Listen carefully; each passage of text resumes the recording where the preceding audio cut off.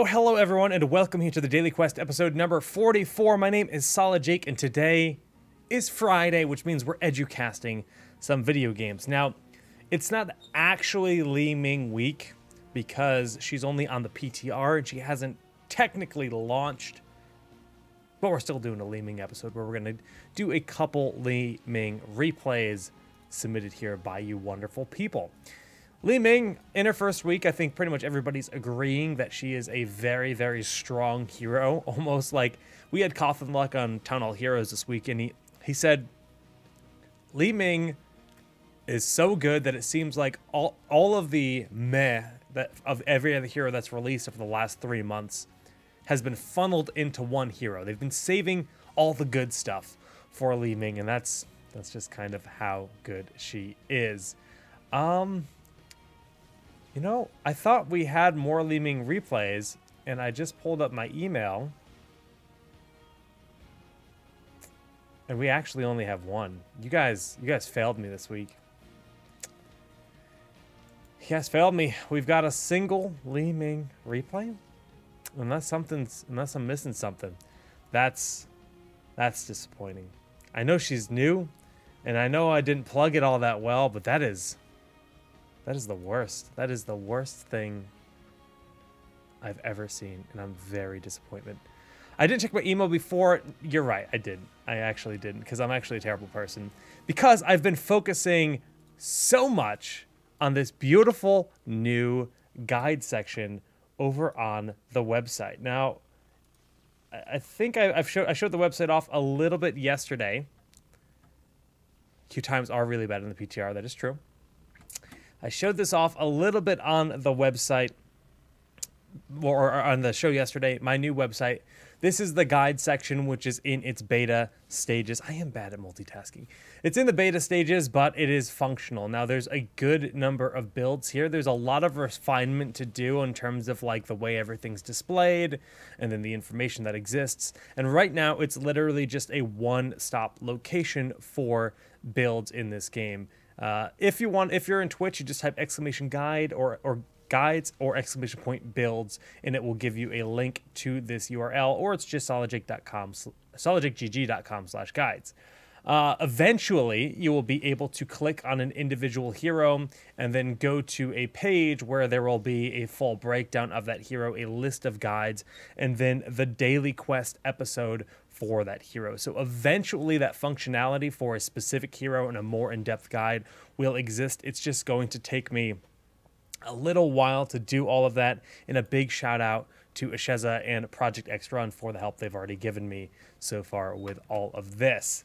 So, that being said, let's talk about Li-Ming a little bit more now that we have some better impressions on the hero. I've had 3 days to sit here and play around with Li-Ming and start to get like just a decent idea of how I like to play her personally. We'll see exactly how the pros decide to build her out over the next week. I'm definitely going to aim to do a build discussion on her, like a full after I have time to sit down with some of the pro players, after they've played in their qualifier this weekend, because they're all very focused on that, get a little bit more of a full focused episode featuring that kind of information. But really what I've been doing for Li-Ming myself is I go power hungry at level 1. At level 4, I always go SF I tried Triumvirate, and it seems like it's only valuable if once you spec into the other orb talents here at level 16. Once you've got the Arcane Orbit with the additional range on it, it seems like it's a little bit better, but it's still, doesn't feel all that impactful to me compared to SF Johann. SF Johann's really good for just setting up your target, pulling them into that exact location. When you spam your W and then your Q in quick succession, you can usually hit all 3 missiles onto that one target, which also gives a big calling for Seeker. This gives you the additional bonus damage from your 3rd missile. So that's what I go for. I go for Power Hungry, and then I go for SF Johann, and then I go for Seeker. I really like Disintegrate, but there is definitely a case for Wave of Force on the PTR right now, just because there's Li-Mings in every single game. And then we have Glass Cannon is really good, but I tend to go Illusionist paired with Diamond Skin, and then level 20, I go Tal Rush's Elements, generally speaking. Now, one thing that's really cool and a lot of people don't seem to be aware of is the fact that if you go for Wave of Force, you can get Archon Pure Power. and then you actually have both heroics on this hero. She's the only hero in the game that can have both heroic abilities, which is actually really kind of awesome.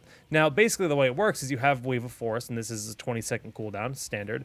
But if you pick up Archon Pure Power, this gives you the activatable, so you press 1, and it disables all of your normal abilities, including Wave of Force, and it gives you just Disintegrate as your R. So you actually have both heroics, and you can channel this while your Wave of Force cooldown is recharging, and then when you come out, your Wave of Force will be off cooldown most times. I mean, it's only a 20-second cooldown, and obviously your trait makes it so that as you get kills, it resets your cooldowns anyways, but it's still a really, really cool thing to be able to do, to be able to have both heroics here on this hero at level 20. But again, Repulsion is insanely powerful. Like, it's ridiculous range and ridiculous knockback.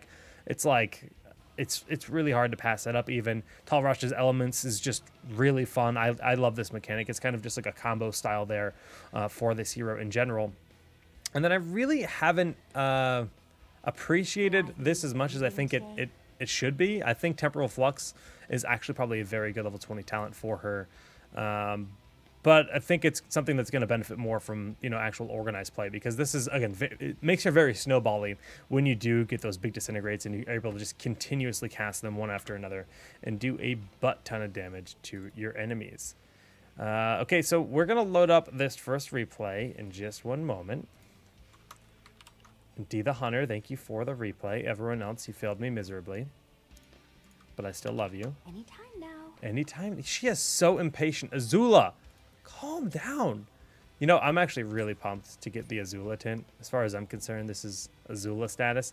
This one's really nice. This is probably my favorite one. But Fire Nation boys, I want to know what nation everybody's from. Are you Fire Nation? Are you Earth Nation? Are you nationless? I don't just cause problems. I can also solve them. She is so chatty. This replay is actually titled Haha, great game. It better be a great game, D the Hunter. If you're titling your replay, haha, great game, you're laughing in the face of your opponents. Oh gosh, the replay folder is different for PTR. This is impossible. I didn't think this far ahead, guys. Solid Jake, worst content creator, NA. Is this the PTR? I have to look at dates. No, last time this is Europe. That's Europe. I have 9 accounts. Is this? No, there's no replays in that one at all. Is this the PTR? Played on the... What account have I not used since June? This is a fake folder. Blizz, please.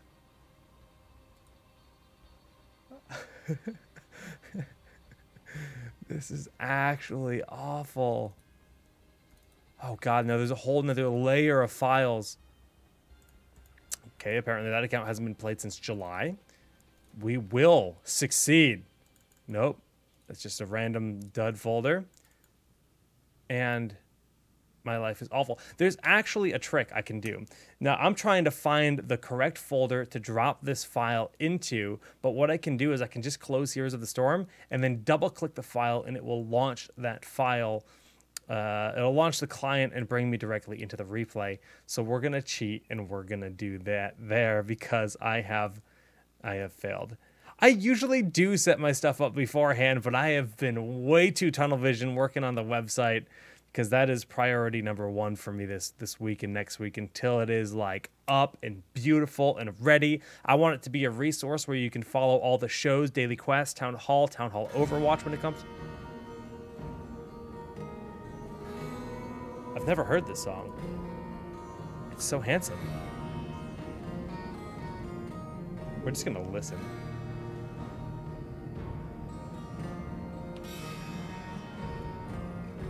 So fancy. Let's type that password in. It's making me log in. Now I gotta give that super secret esports code off my phone. Why my phone was in my pocket while I'm sitting at my own house? I have no idea. I'm not a smart man, guys. We know this. Yes! We've done it! We've made it to the loading screen, and there is a Li-Ming in both sides, of course. D the Hunter on the right side with an Abathur, an Illidan, and a Rhaegar. Now, that's kind of like the Resurgence trio, right? Illidan and Rhaegar haven't really been all that prominent in the meta for quite a while, and I'm actually really stoked to see them in this replay file as they very much... There's a big case for them to come back. This monkey is so noisy. Monkey, stop. This is going to be the worst thing ever if these guys exist in custom games. Look at these idiots. They're all just swarming around. I love the monkey game, though. It's so interesting. I like the idea of Blizzard doing this. It's a little bit more custom than the Blizzard... Then the Treasure Goblin, the Blizzard Goblin. They should make a Blizzard Goblin. And yeah, D the Hunter is now rich. Okay, so yeah, the cool thing about the Illidan, Rhaegar, Abathur combo is Illidan got a little bit of a buff. It's like it's really not much. I think he gets like 8 more damage at level 20, Kubi said when he did the math. Kubi's a mathematician. I am a caster mather, and which means I can't do math. Abathur, they buffed his symbiote talent, so he's a little bit stronger on the hats of those kind of heroes that are very much in the front line. And the new talents here for Rhaegar, if he does end up picking them, yes, he did go for the increased width here, the 33% additional radius on that lightning shield.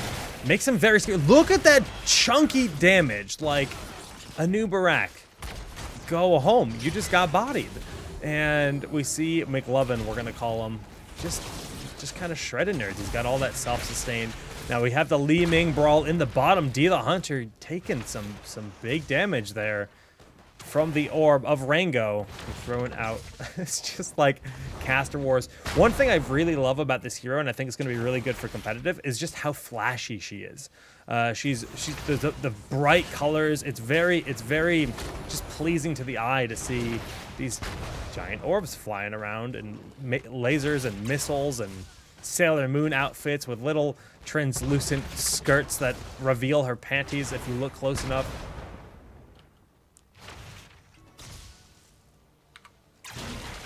All right, Abathur hat down here in the bottom lane. And that orb is going out, but Illidan dies in the top. How unfortunate. He was having such a fun, flippy-floppy early game, but he ends up getting bizzity-bopped, and Silent's going to go back to base as well. All right, bottom lane, we see D the Hunter doing his best to hold off this 2-man push, but of course, 2v1, not very fun. He is going to have to teleport at the last moment to get away from that orb that came out, but he's doing a good job just kind of making sure he gets the soak at the bare minimum and staying back and poking. This is what, I mean, she's got very good poke, but in a 2v1, especially with a mirror matchup part of it, it's going to be very hard to win. Illidan going forward with the additional range there on that lightning shield, barely not getting the kill. A good attempt regardless there by Rhaegar and Fam. And it looks like Illidan, or Abathur has been able to soak mid sufficiently, and experience is pretty darn close. First tribute of the game spawning the top. We see multiple pings here coming out on the blue side. They're like, yeah, let's go, guys. Woohoo. And now Rhaegar's finally making his way up. There are some nice place mines, so this will actually slow him down. Boom. Boom. Not actually slowing him down, just doing a lot of damage. Oh my goodness, Dance Falcon Dance with the sub-hype. I'm wiggling. I'll give you your true wiggles later. Rango gonna end up dying here. The Abbot hat coming through at that last moment, and we do have the Bear Engineer clone dissipating. That was the real ones over here. Real Bear Engineers know it's too risky to dive in like that. Earth Shield, the Abathur hat, so much damage. The default Feral Lunge that now exists on Rhaegar with that new Lightning Shield and then Abathur hat, like, he is actually so scary. Like, in the past, you look at Rhaegar, it's like, all right, you know, he's a healer. He's not really going to hurt me. But if you see a wolf, you know that there's some Game of Thrones action about to go down, and that wolf is going to rip your throat out, and you don't want to be part of it. You don't want to be caught in the middle of that. So, I really hope this out. New wolf seems nice, says Abathur. That, you know, that's his Abathur voice. He's he's gotta talk like that when you're playing. We've discovered this in the past in previous videos. It's been a long time, but the best Abathur players always roleplay, and it's just about really getting into that hive mind aspect. And you know, you gotta go full LARP status. You gotta live action in your own. You gotta wiggle in your chair like a slug. Well, okay, we see Nova in the bottom lane poking, Rango throwing out those magic missiles, but not connecting. We have McLovin pushing out the wave, and he does have that Abba hat with Rhaegar nearby, so he can start to get rather aggressive. Yes, Nova has a fair bit of burst, but she's been changed significantly in this patch. Actually, upon the heroes that we're seeing in this game, like most changed, new hero becomes more viable because of the changes on these two. So there's a lot of cool stuff actually happening in this replay in general. All right, well, we do see the wells being tapped. The second tribute is up. Currently a 1 tribute lead on the red side, D the Hunter's squad. And we do see Abathur is soaking bottom. Nova? Yeah, she's in the game. Gonna slowly make her way up. And oh, nice burrow going in, connecting there on Rhaegar. Can they poke this long enough? This totem in the front line is not really going to be able to stop them unless you throw the lightning shield onto it. Nova getting a bit of poke, and the chain heal's going out left and right. Big orb going out, but the insta impale onto McLovin, slowing him down. He's got the shield on him, but the pull in, and that is a disastrous team fight. They trade out 2 for 1. They get a new wreck in the end. Bear Engineer. Which one's a real one? Juking me, man. Juking me. Okay. Let's get a bit of a talent update here in this game. Leo going for... Okay, he hasn't really seen any changes, so who cares? On me. S of Johan with Force Armor. Okay, so going for a bit of sustain, especially when it comes to fighting the Nova and the opponent Li-Ming over here. I mean, there's Nova Li-Ming on both teams, so that'll give her a bit of sustain, a little bit of pull-in, and then Seeker for that burst damage. That's a very, very common pairing, these two. The pull them in, then get all 3 missiles down. We talked about that before we started. And then we're actually seeing Triumvirate with the additional damage and more damage to enemies far away. Huh. So it basically, these have great synergy when it comes to just max range, but using that close range isn't really all that beneficial. We'll see how that pairs out. I've actually never seen this. I've actually never tried using these two together. I guess there's definitely some really good synergy, and I haven't played with it myself, so I'm pumped to see what D the Hunter can pull off with it. I tried Triumvirate once, and I didn't like it, because Jake is a cranky man that really likes S of Johan. But, well, time will tell. 1-to-1 in terms of tributes here. The Rhaegar style, we see Feral Heart with electric charge, not elastic charge. Hunt going down early, and we do see that 1 kill picked up here on Mealing, and actually Leoric falls as well. Bear Engineer roaming around with his advanced cloaking. That's basically wolf speed while cloaked, right? I mean, Rhaegar has got that additional movement speed in his wolf form, and now she gets it when she's cloaked. So it's a pretty cool new talent here for Nova. Went for remote delivery. You've got additional cast range and sight there. Pretty cool talent. I mean, Nova's a very different hero now. That's why I got juked so hard by the clones earlier in this game when there were 2 Novas. I was like, wait, they're so split up that I'm not certain in this exact moment which one is the real one. And then Snipe Master. This is kind of like Gathering Power. You have to land consecutive snipes. If you miss a snipe, you lose all that bonus damage. Peace Strike there, picked up for the Heroic. Now this Illidan style, we're seeing Hunt, which is actually really interesting. I think this whole Illidan, Rhaegar, Abathur benefits mostly from Metamorphosis, but, well, we'll see how the Hunt ends up panning out. And then beyond that, this is standard Illidan build, Immolation, Shadow Shield, First Aid. And this Abathur is going a standard build. He's not even picking up the new upgraded talents. He's just running standard Abathur. On the opposite side, we're seeing more of the new style. You get the self-cast here on Rhaegar with Stormcaller. I don't know if I like these talents all that much, but Blood and Thunder with Bloodlust. Double Bloodlust game? What? How did I not notice that right now? I've been so occupied reading all these things. Double Bloodlust? This is the best game ever. Range is gonna go down. We do see Silent dashing forward with that Feral Lunge, trying to pick off the Rhaegar Wars, and he does succeed in doing so. The chain heal's going out. Kaltra, burrow charging to right there, and he is A-okay, but it looks like this could be a curse here on the side of D the Hunter and friends. Oh, Silent is solo. The Abbot shields the wolf form. Not enough for him to escape. And this bear engineer is going to have to figure out some grisly contraption to bring this fight back. They are on the enemy side of the team. D the Hunter and Bear Engineer stalling the best they can, but they need to be wary. Even with the Abba Hat, this is risky. Burrow Charge goes out.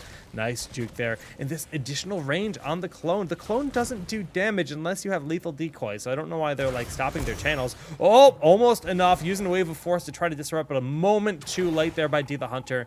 And we do see it is 2-2 in terms of the tribute count. Abathur has been soaking up top, almost level 13 here on the side of the red team, which is going to give them a nice advantage. And this Bruiser Camp has done a good chunk of damage to this middle fort, which is now rather low. Illidan working here. Feral Lunge from Rhaegar. Going to start working on these guys.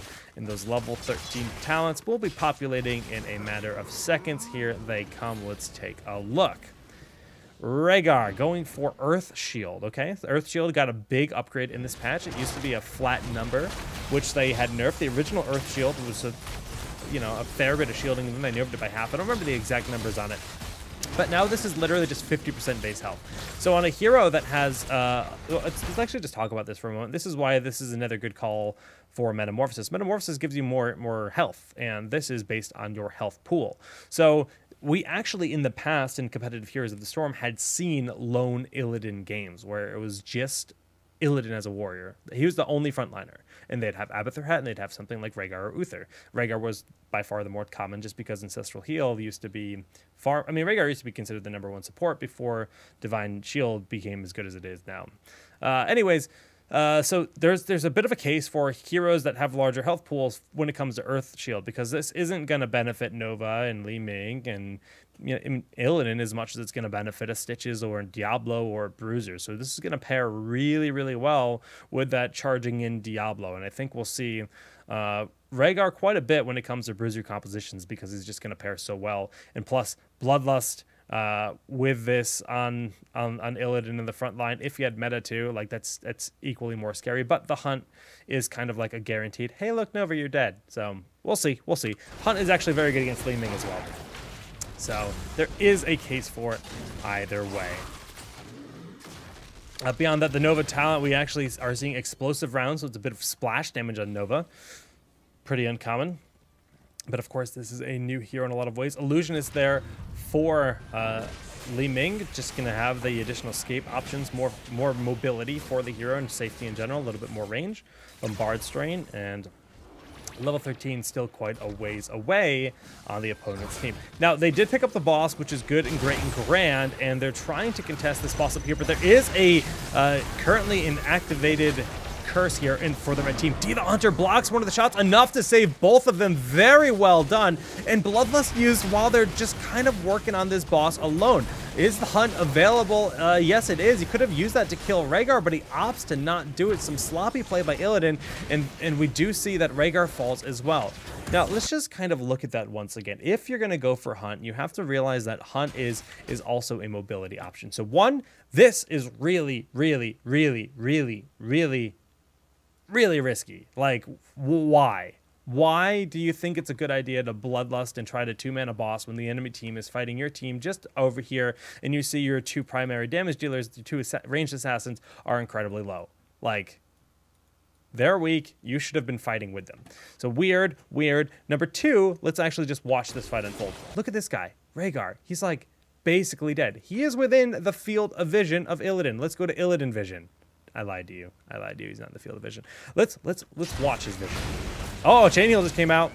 Does he not know ever? Oh, he knows for like 2 seconds, and then he gets stomped. Okay, shame on me. I was mistaken. I thought he had eyes on that Rhaegar, which was staying out of sight, and then he gets rooted and stomped, and he never actually saw the Rhaegar to kill him. All right, the mystery has been solved. Still, that boss call, boys. That was next level bad.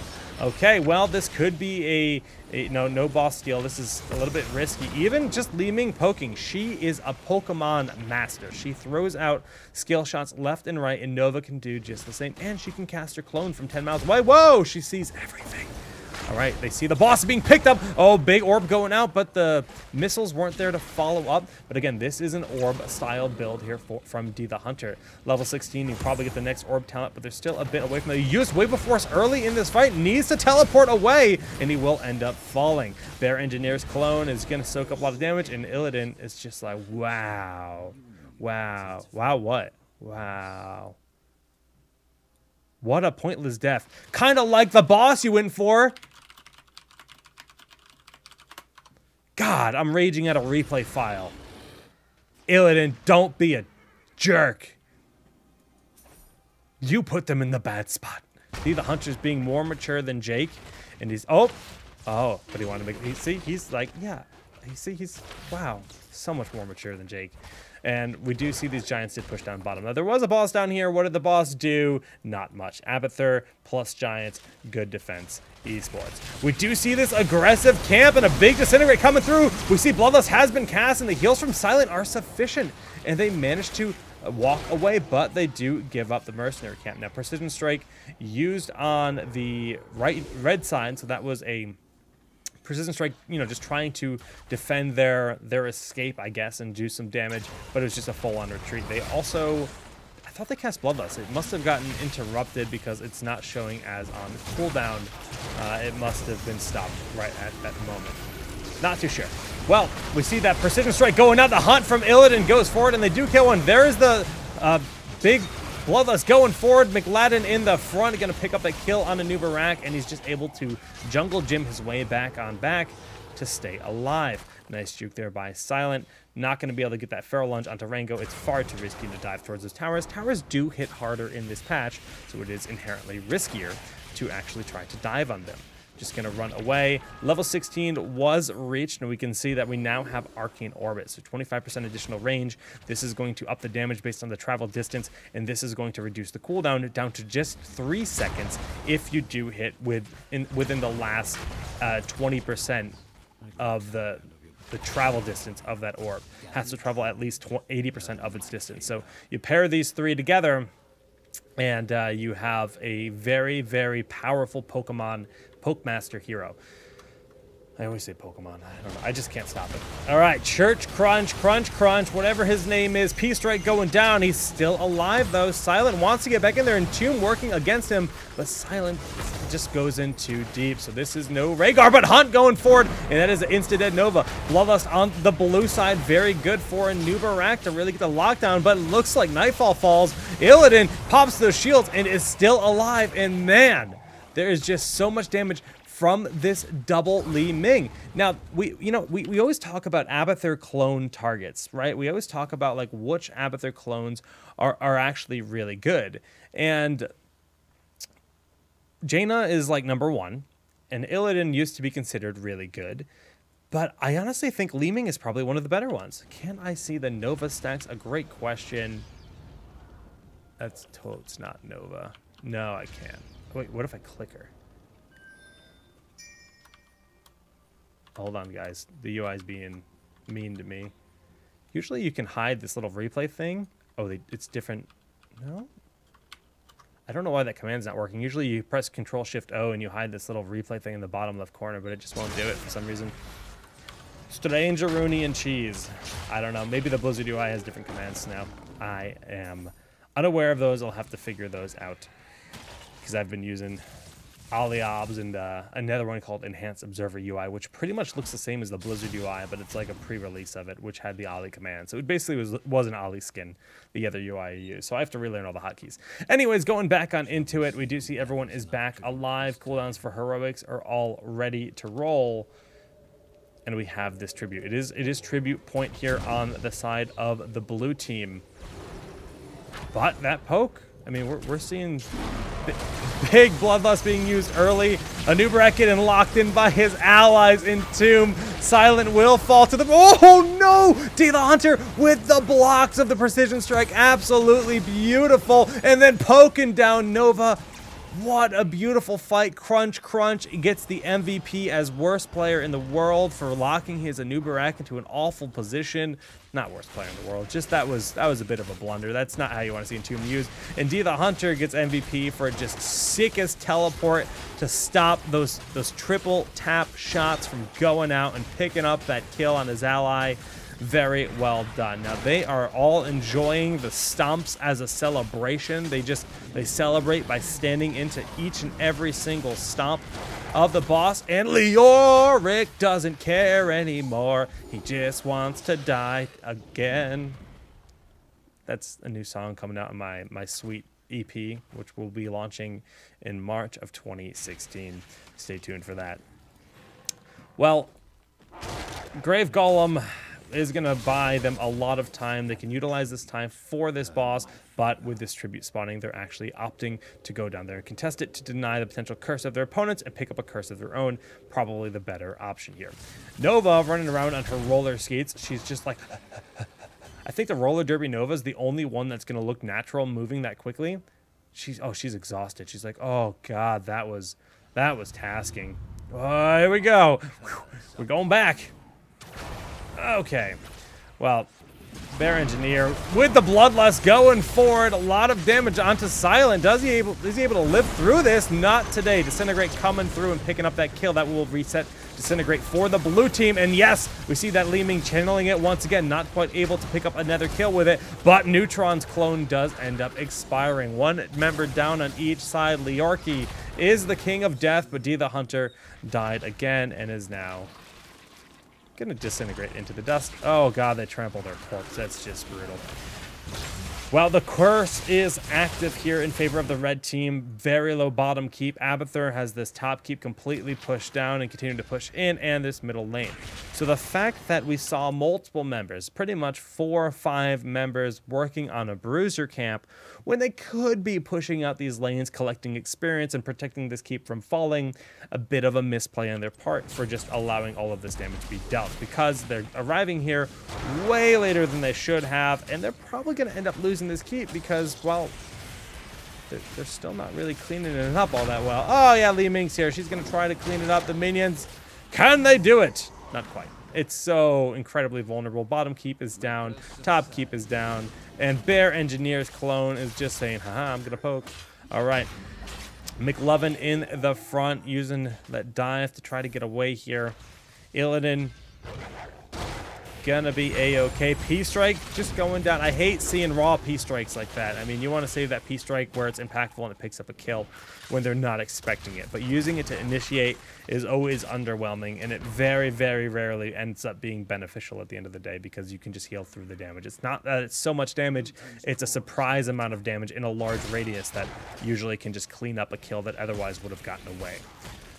Okay, this mid keep, do they push it down? They're just kind of like skirting around the edges. They want it. You know they want it. Oh. They're going for him. They're going for him. Anubarak is all on his own. They're making the collapse. Oh, he knows he's in a bad spot. Oh, they're going in hard, and he's insta-dead. Wow, that wasn't even...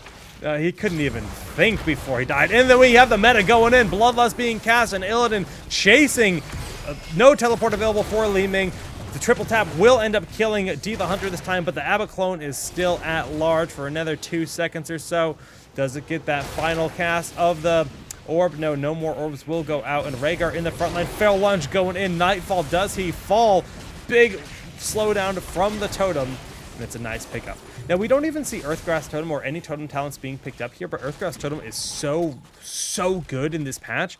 It's 1.5 seconds of 90% slow, and there's now another talent that allows... Oh, man, I'm just failing to observe right now. There's now another talent that allows you to replace your totem and, like, basically reset its location.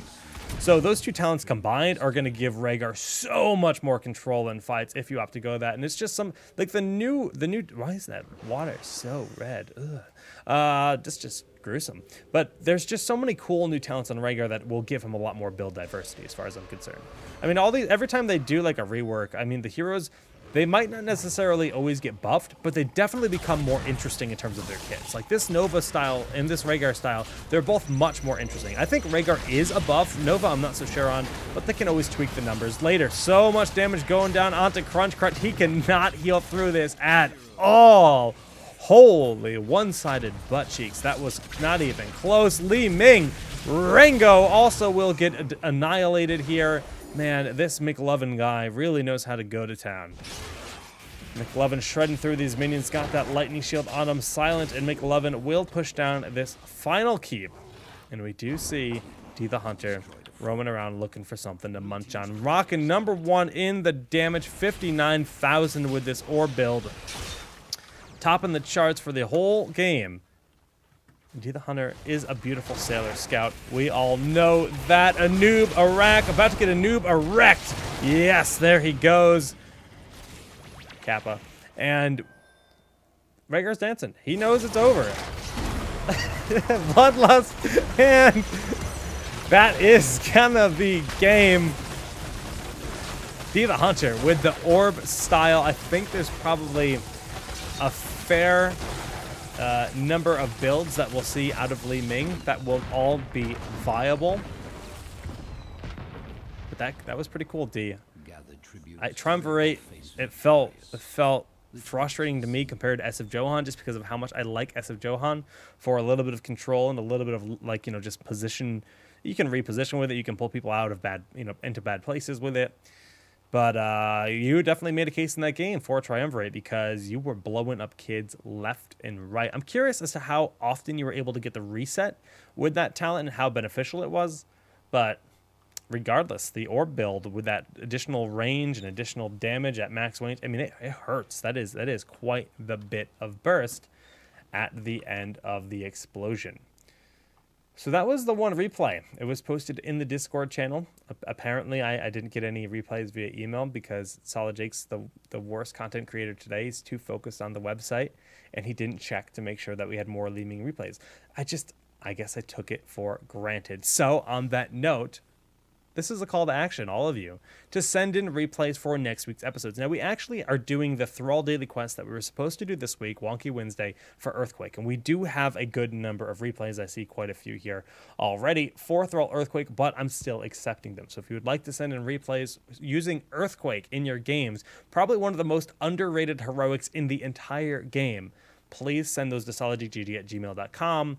And Educast will be next Friday. Of course, next Friday there will, unless they release Zool next week on the PTR, which I find to be incredibly unlikely, it will be a normal Educast where I pick random themed games. We're going to switch on over and play a little bit of the PTR now. Thanks for tuning into the Daily Quest number 44. Be sure to subscribe here on YouTube, follow the Twitch channel, and thank you all so much for tuning in. GG's. We'll see you next time.